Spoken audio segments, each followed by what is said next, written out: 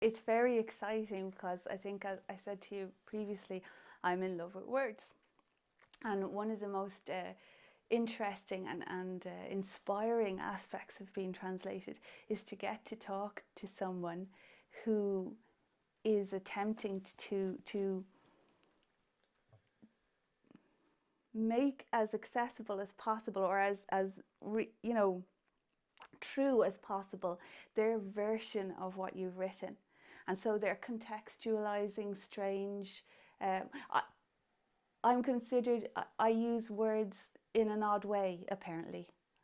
I've been told. And so I use Hiberno English, which means that my syntax it would be slightly different to standard, or what's considered standard English. Actually, it's interesting in that when I first started being edited, and I think this had a lot to do with the fact that people were thinking, I don't specifically write for teenagers, and the when publishers took me on, they decided that that's who my books were for. And I do recall being told, you can't write this way for teenagers, specifically because you're teaching them the wrong way to speak, if you know what I mean.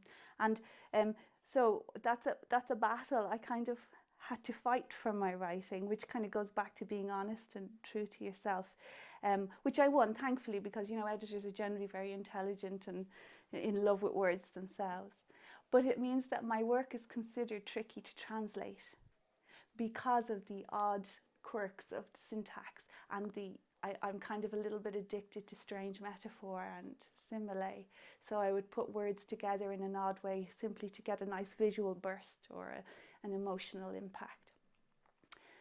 And because of that, I got to work very closely with my translators. So they would, which apparently is very unusual, so they would ring me up and we would have these wonderful discussions about language.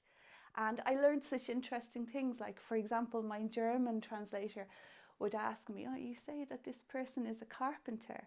And I'd be like, yes. And she said, well, we don't have one word for carpenter. We've got like 4 words. So you have to tell me what kind of carpenter he is. Does he build houses? Does he build windows? Which was extraordinary to me. Similarly with hats, I would say someone was wearing a hat and she'd go, but we don't just have the word hat. And I ended up having to draw her the kind of hat that my characters were wearing and scan it and send it over to her, and she's like, aha, that's a this.